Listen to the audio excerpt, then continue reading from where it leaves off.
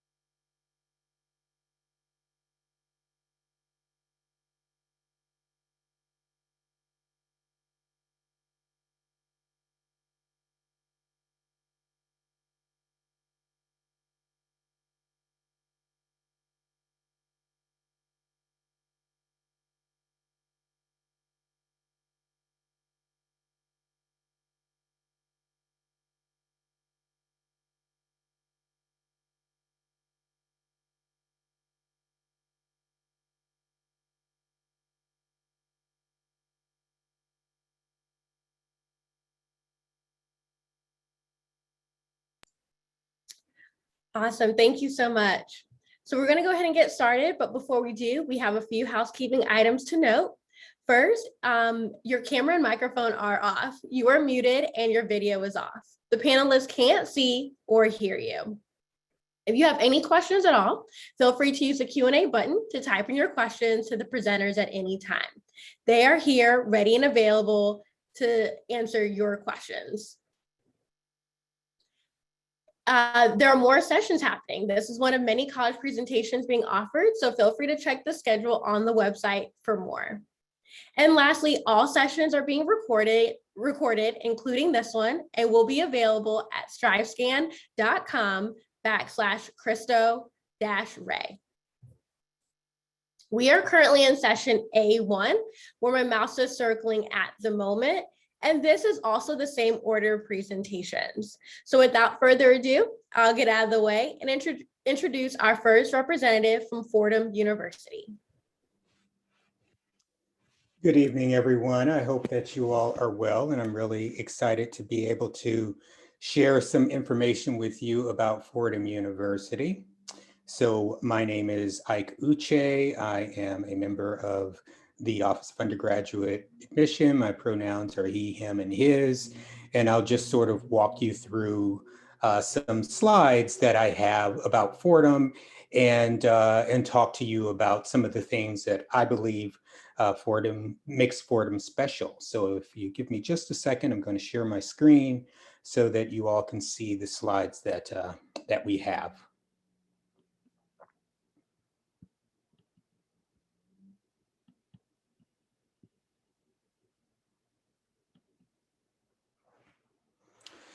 So one of the things that I think makes Fordham really special is the fact that we are a Jesuit university. We're located in New York City. So those three parts of our identity are really important. And when I talk about the three parts of the identity, I'm referring to our status as a university in the city of New York, and then our identity as a Jesuit institution. So I'll talk about each of those as we go along. So one of the things that we really celebrate with regard to Fordham is our diversity. You can see by the statistics that we have listed there that we have a lot of students of color, we have lots of international students, lots of first generation students as well. This past year, we actually welcomed our most diverse class in the history of Fordham. So these numbers are actually based on the prior year's statistics. Please visit the email address that you see indicated below because we will be posting our most recent statistics over the coming weeks as well. So one of the things that makes Fordham special as well is our community. We really welcome students of all different backgrounds, and we're a very welcoming environment inside of the classroom and outside of the classroom. A lot of students will ask questions about whether Fordham is a really competitive place, and our classes are small, and they're really more based on classroom discussion and participation. So we try to keep competition in the classroom to a minimum as well.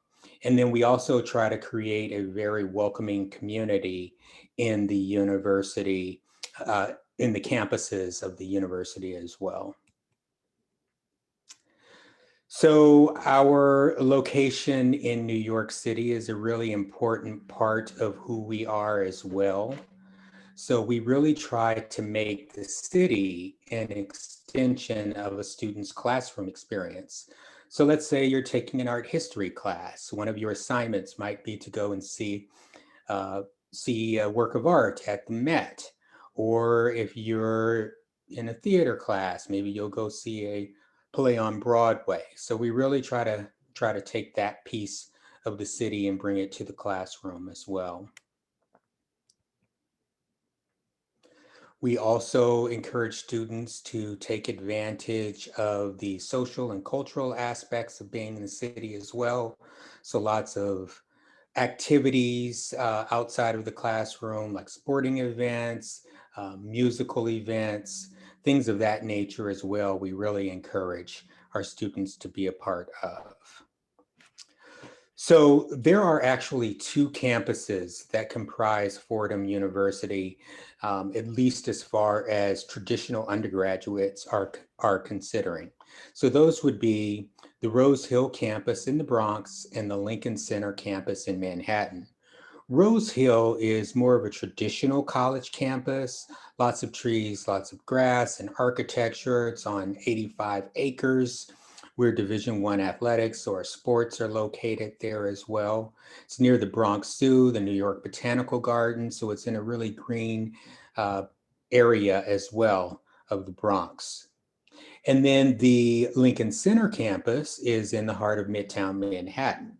So it's more of an urban campus. You might take a class in a high rise. So usually students will have a preference for one campus or another. And if you're not sure, we encourage you to visit both in person if you can. Many of you may not be able to do it in person though, so you can also take some of our virtual tours if that's not possible. Aside from the two campuses that comprise Fordham, there are also 3 undergraduate colleges. So there is Fordham College at Rose Hill, Fordham College at Lincoln Center. These are the 2 liberal arts colleges at the 2 campuses. And then we also offer the Gabelli School of Business, which has programs at both campuses. So typically, most majors are available at both campuses. Usually students are just picking their campus or their college based on their own personal preferences. But there are a few majors that are only offered at one college or another. So if you're not certain, you're welcome to visit our website to check. I'll go over just a few of them. Theater and dance are just at Lincoln Center.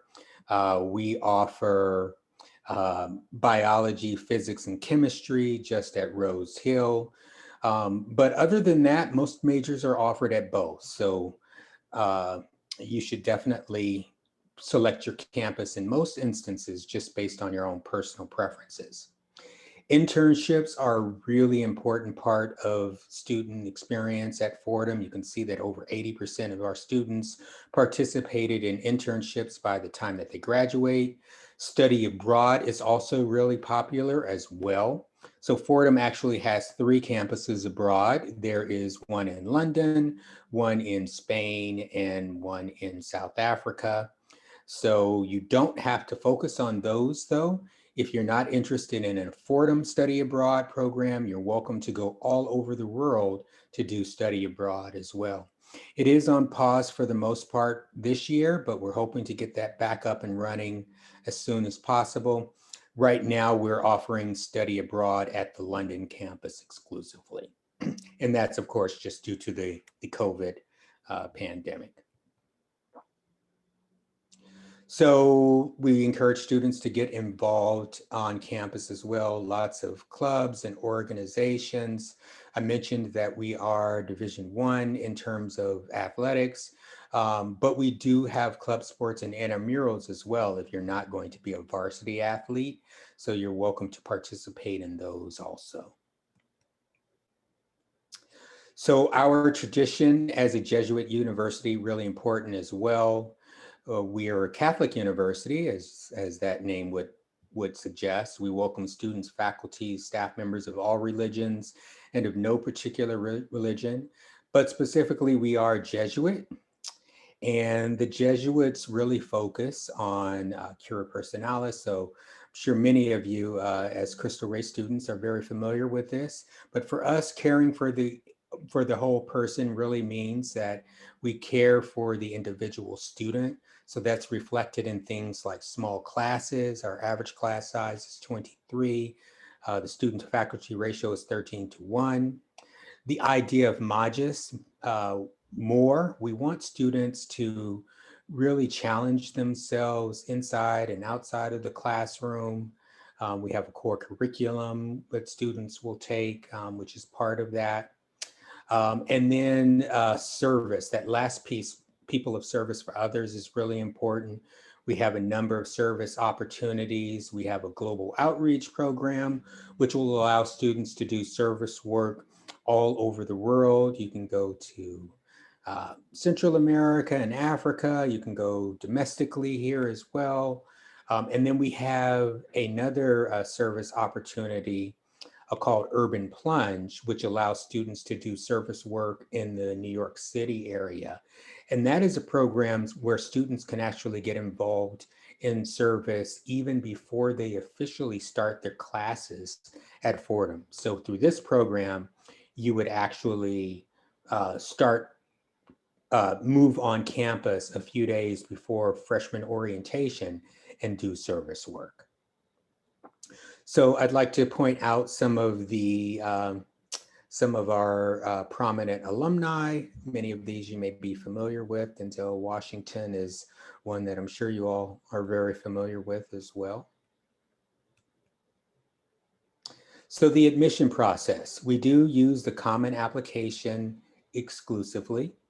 The application opens um, in August, on August 1st, but we have a deadline of November 1st and January 1 for early action and regular decision respectively. Now, one thing that is very confusing to many students is the campuses and how you apply to Fordham. So I should mention that you apply to Fordham, to one of Fordham's colleges at a time. So you can't apply across colleges or campuses. You can indicate a major, but you're not required to do so. Most students will come to Fordham undecided. And for this year, we are test optional. Actually, for at least for the next 2 years, we'll review our policy as far as testing goes after that. But for the next 2 years, we are certainly going to be test optional. And even if you apply without testing, you're still eligible for all of the scholarships and honors programs. You're eligible for anything that you would be even if you were to supply testing. Great, thank you so much. We're going to go move right along to our next representative from Spelman College.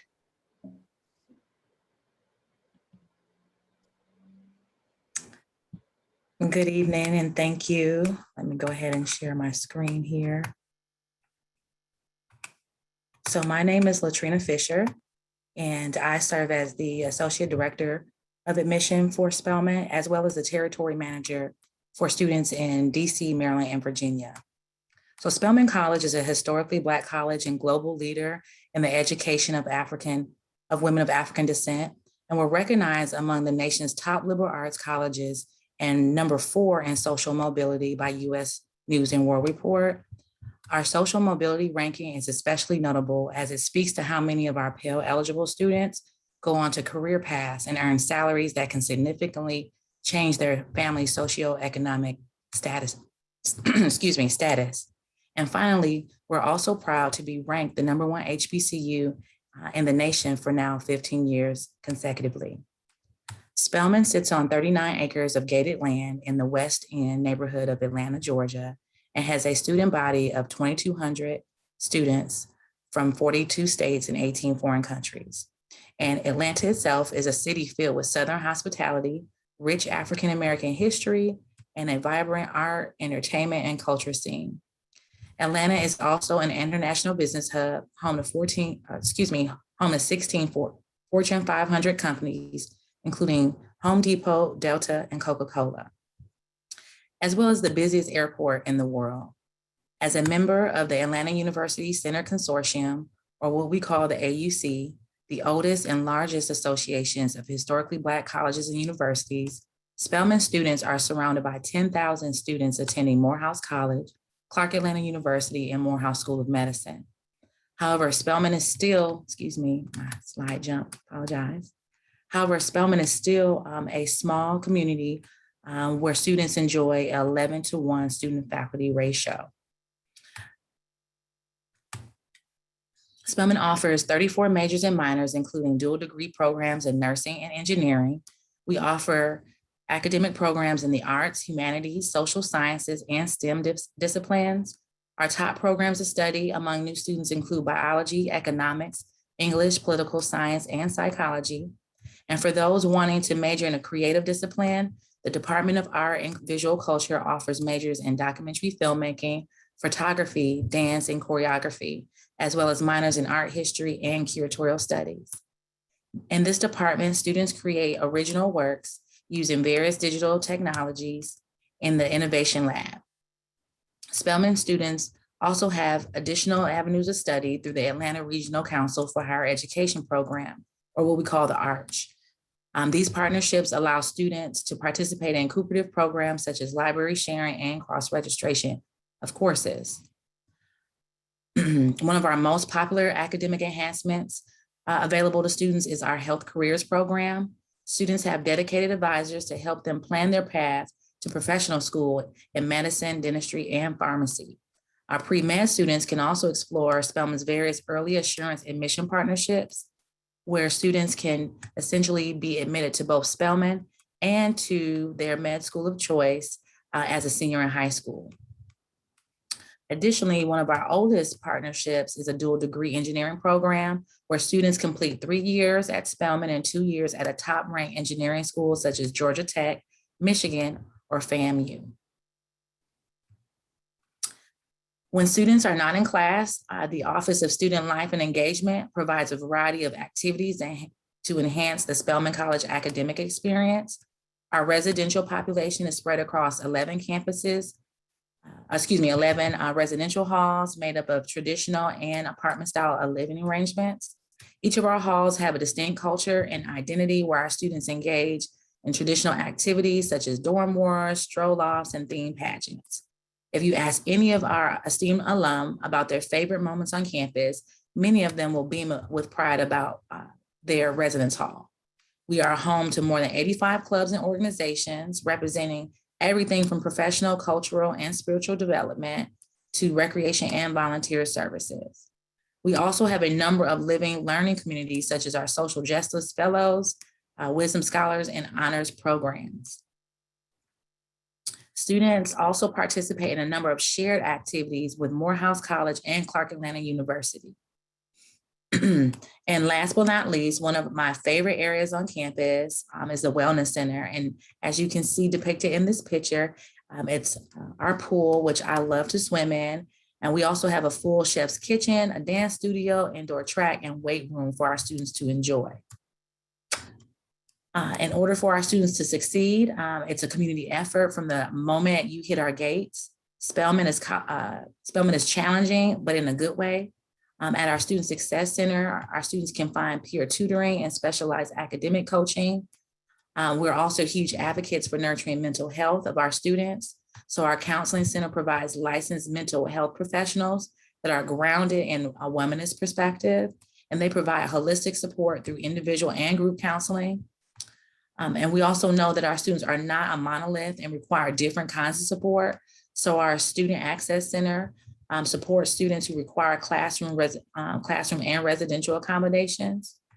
And as our students begin to think about their next steps, our Career Planning and Development Office provides career coaching, online job listings, resume development, career and graduate fairs.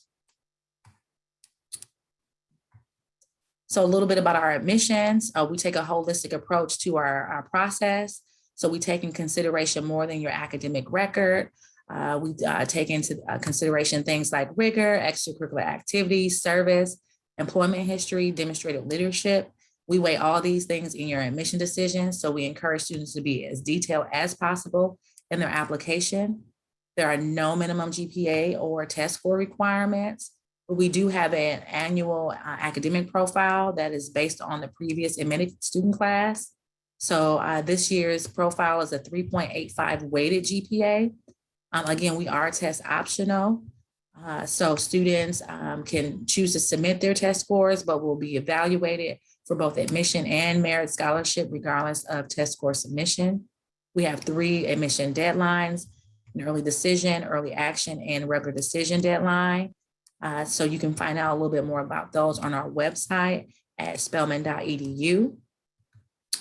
And lastly, there are numerous ways to engage with the Office of Admissions virtually through our social media sites and also our campus tours. Here you can view our whole counseling team. But again, my name is Latrina Fisher, and I serve as your representative for students residing in Maryland. Thank you. Thank you so much great information. Before we hear from our next 2 representatives, just a friendly reminder that if you have any questions at all, to feel free to submit those using the Q&A button. Our representatives are here to answer any questions you have about the college application process. If you have a specific question about an institution, feel free to submit your question there in the Q&A. Our next representative is from Georgetown University.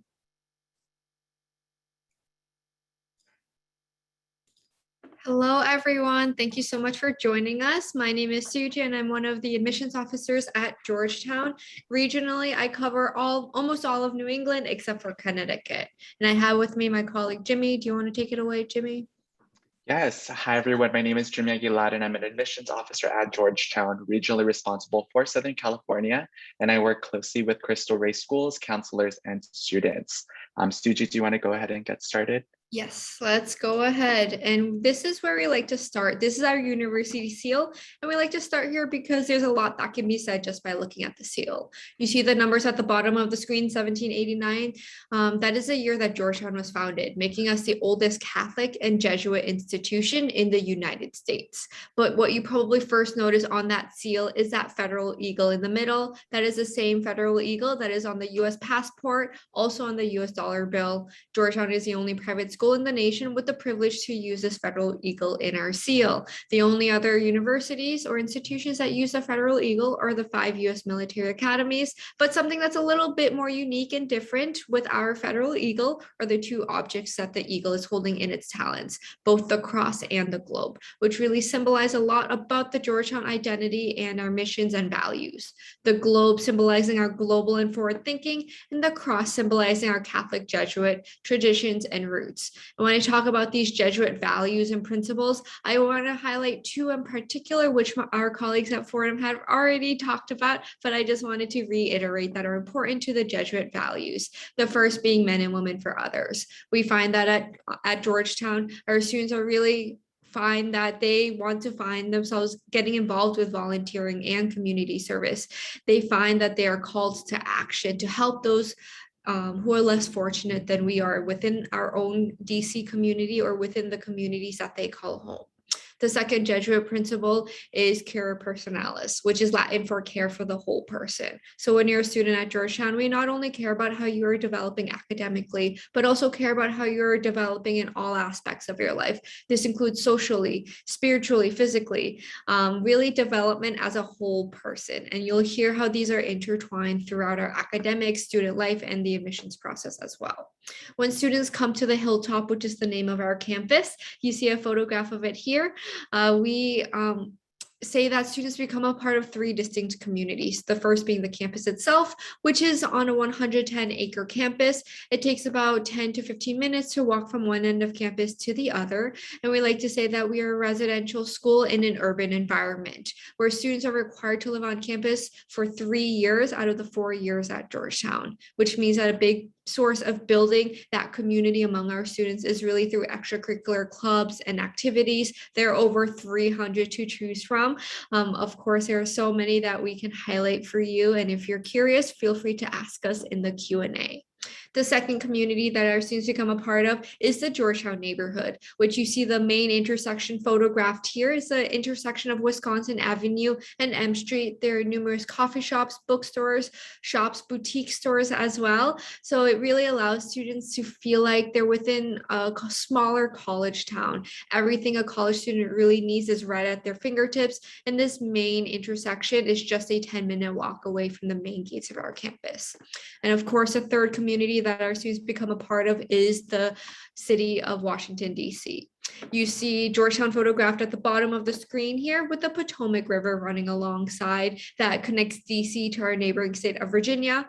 If you continue to follow this river along the bend, you'll see Roosevelt Island off in the top right corner, which has a lot of great hiking paths, walking paths, picnic areas as well. So if you're into the outdoors, that's a great spot to check out. Across the river from Roosevelt Island, that white obelisk that you see is the Washington Monument, of course, right where downtown DC is. And I know in this photograph, it looks far away, but in reality, DC is that main downtown area is just a 3-mile walk away from the main gates of our campus. And having this access to DC means that our students really find opportunities that they cannot find anywhere else. Even having a number of notable speakers coming to our campus. And these are just some of the notable speakers that are included. Of course, they came right before the pandemic hit, And we are welcoming slowly but surely more speakers onto our campus now that our students are back onto our campus community. But special shout out to Bradley Cooper in the top right corner. He is a Georgetown alum, graduated back in '97. And in this photograph, he was on campus to promote his movie A Star is Born, and actually did a pre-screening for our students before it was made available to the general public.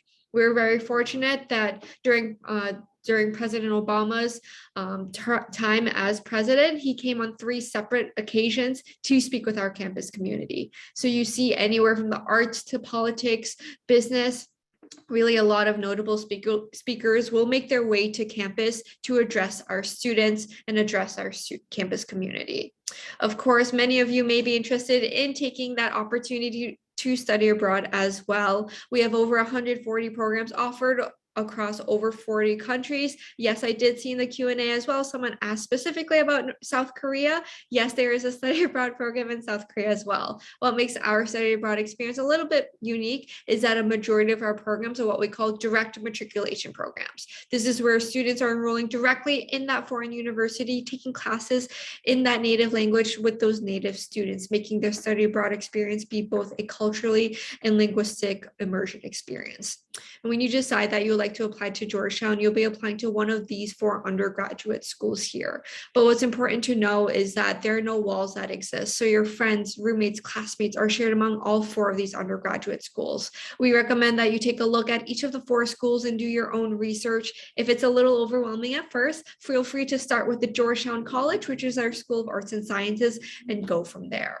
Of course, there's a lot of supportive resources and programming available at Georgetown. Here's a quick snapshot of our student body and some fast facts that may be helpful for you in the application process. Of course, a big shout out to our Center for Multicultural Equity and Access, CMA, which is a really great support system that our students have on campus for our students of color specifically. And of course, GSP is our home for first generation students as well. And I will hand it over to my colleague, Jimmy, who will talk about the admissions process now. Thank you so much, Suji. So Suji really gave a great glimpse as to what it's like to be part of a community. So I'm gonna talk a little bit about how we are gonna get there. So first here, I wanna highlight that Georgetown is not on the Common App, the Coalition app, or the Universal application.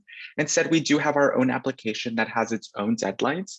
And our application is broken up into 2 parts. So part 1 would be that main application where it's more biographical data about within that 10 to 15 minutes to complete that part. And then that second part is a supplement where your essays will go, teacher recommendations, and all those additional pieces that we ask for. Those deadlines for early action would be November 1st, and for regular decision, that'd be January 10th. In terms of what we're looking at and why we have our own application, it really is to curate our questions to Georgetown specifically and the values that we share here at Georgetown. In terms of what we're looking at, we look at your high school transcript to see the rigor of your coursework in the context of your school. When it comes to testing, we are still hoping and expecting to see testing in your application. We are not test optional. Instead, we will be taking a flexible approach to testing, meaning that if pre-pandemic or in the recent months, you did have the opportunity to take an exam, we would like to see that score. We are also not a score choice school, so we do want to see all of the exams that you have taken. We are cognizant that for those who have taken the exam, you may have expected to retake it for a better score. So we definitely take all of that into consideration during our review process. We also understand that there are several conditions that have made it impossible to get either an ACT or SAT. So we will still fully consider your application if you are not able to get an exam by the time that you apply. Outside of academics and tests, we look at your extracurricular activities. We like to say that we look at quality over quantity when it comes to extracurricular activities. And we do value everything, whether it is getting a part-time job, being a president of a club, maybe you have to babysit younger siblings. All of that is of value to us here at Georgetown. We also look at 2 essays, one autobiographical essay and one that directly relates to your undergraduate school. We look at letters of recommendation, and every student does have an alumni interview. Lastly, I do like to highlight here that Georgetown does practice need-blind admissions for all candidates, meaning that we do not factor your family's ability to pay for your cost of attendance in our review process. And our institution is committed to meeting 100% of a student's demonstrated need. Alrighty, I will leave you here with this photo of our mascot, Jack the Bulldog. And I want to thank you all for attending this presentation, and hopefully you're able to picture yourself in our community. Great, thank you so much for all the information. There's been some great questions coming in through the Q&A. So again, if you have any questions at all, feel free to submit those. Our representatives are here to answer your questions. Our last representative, but certainly not least, is from the College of the Holy Cross. Thank you so much, Catherine. I'm so happy to be here tonight to join you all here and share a little bit more about College of the Holy Cross. I am Rachel Chanette. I use she and hers pronouns, and I'm one of the assistant directors here at College of the Holy Cross. And I'm really delighted to share a little bit more about what makes our community special, whether this is your first time hearing about us or if this is something that you're quite familiar with. I'm glad to have you here. Certainly welcome your questions in the Q&A as we go along. I'd like to begin today just by showing you a little snapshot, not only our school colors, but also our school seal. You'll notice that there's purple all throughout our community here. Purple and white are official school colors. And our seal is actually a nod to our relationship with our sister city in Worcester, England. We are located in Worcester, Massachusetts. We're a little less than an hour down the road from Boston. I'll be speaking more about just our location in Worcester in just a moment. But to begin, I wanted to introduce just the atmosphere and the school spirit that folks do have in our small community. We are a community that is really bonded by just our love of being together, in addition to the things that we're involved with here at the college.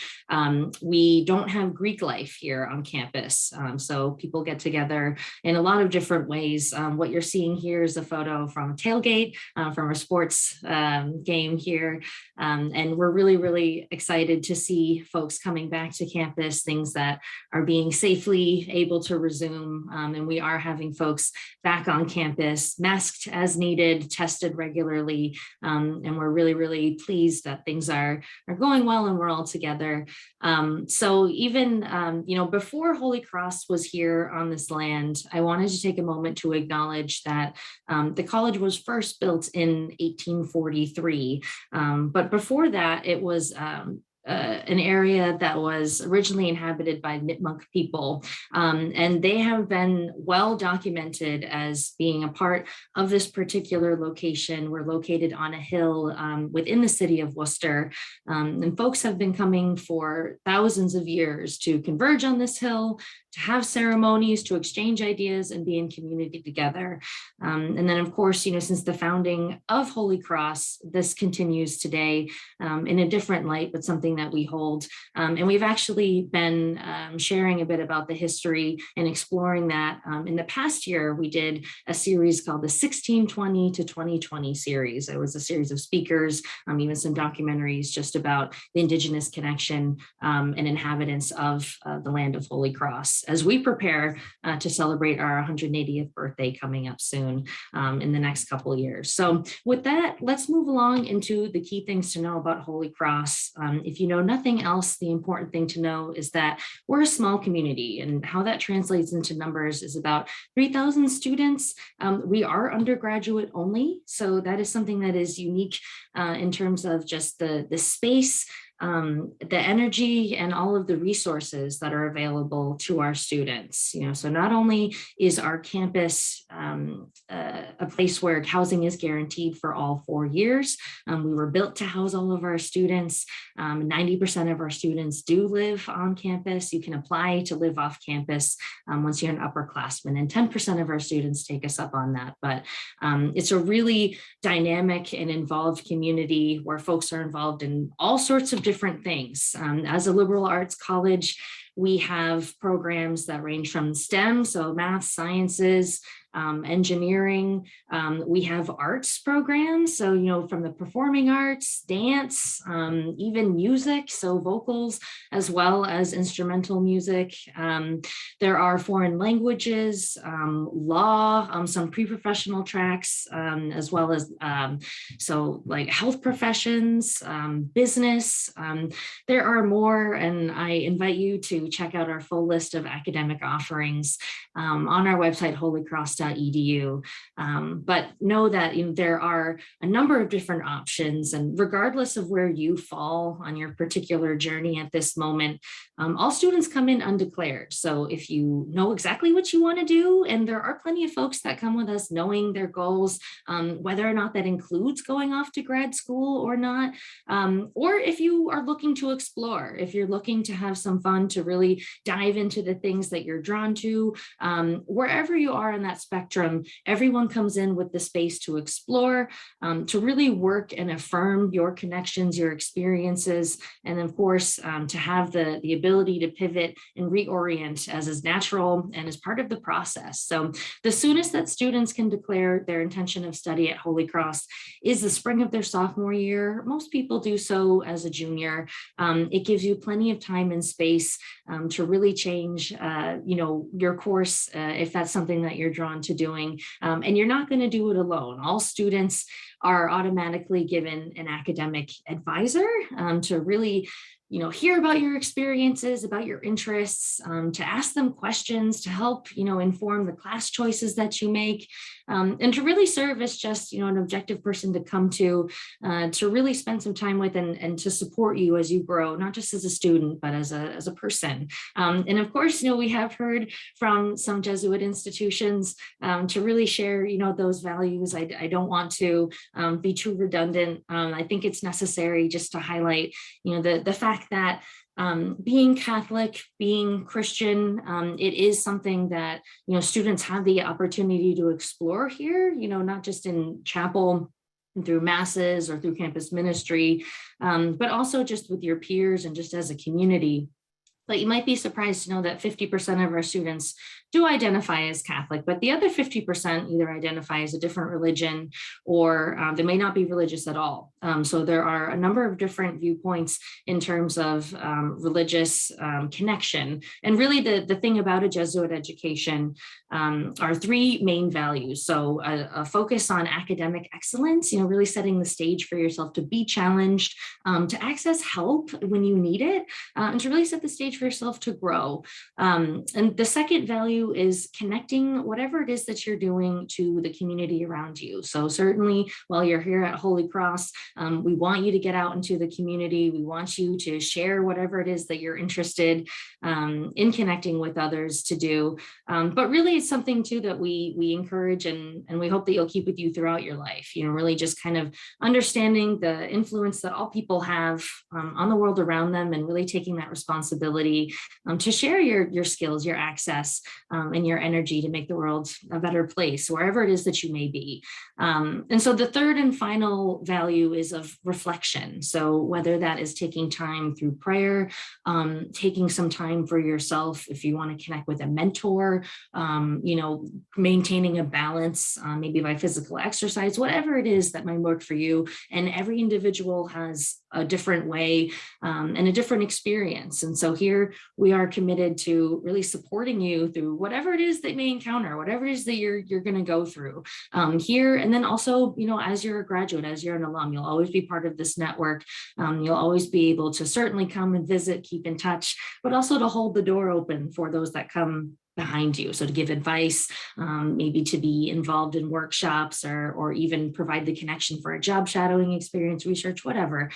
We really are a community that is connected despite our small numbers across time and space. So you'll find Holy Cross folks and proud to be wearing purple all across the United States and even internationally. So our current student body of our 3,000, 10% of those students are international. And in terms of just our representation here on campus, 1 in 4 students identify as a student of color. And we have 20% of our students who are first generation. So this is something where all folks are welcome. We encourage, we realize that it is necessary to have many different points of thought and many different folks to inform a rich learning environment. And indeed, there are many different things happening here. So our location in Worcester, we are just a little bit outside of Boston. We're also close by to New York City, but Worcester itself has a lot to offer as the second largest city in New England and also a college town. And within our history in the city since 1843, we have seen a lot of change and excitement, especially in the time to come as folks are coming back and things are opening up. And so I want to quickly share that our campus is indeed built, for folks to live here. We have a lot of activities going on in organizations. So there's a lot of things to do outside of your classes to be connected. And that's, true whether we're on campus as we are right now, or when we're coming through a virtual time as we all have been going through. So I've talked about our small class sizes. In general, the class size will generally start at 18 and get smaller from there. And in the interest of time, I will stop sharing my screen and welcome any questions for folks about our admissions process. And I want to welcome folks to check out our webinar on the admissions process that we've been doing the past couple of weeks. We have them archived on our website, so you can learn more about the things that we're looking for. And also, feel free to share any questions in this time that we have together now. Thank you, Catherine, and thanks everyone for your time. Great, thank you. I sincerely apologize. It was brought to my attention that a lot of people were unable to hear the video from earlier. We will try to make sure that is available. It is a video from the Cristo Rey network, and so we will be able to share that with you all. But we have reached the conclusion of this session. Again, we thank you for joining us. Thank you to all our representatives for sharing about their wonderful institutions and just all the great wealth of knowledge. If you have questions, feel free to reach out directly to a representative of the respective institution you wish to learn more from. But we thank them for their time, and we thank you for joining us. As we close, there'll be a very quick 5-question survey that will appear on your browser. If you don't mind taking a moment to fill that out for us, your feedback will be greatly appreciated. This is one of many college presentations, so feel free to check out the schedule check out the schedule on our website and to check out more. And lastly, this session will be recorded and will be available at strivescan.com/Cristo-Rey. Again, thank you all and have a great night.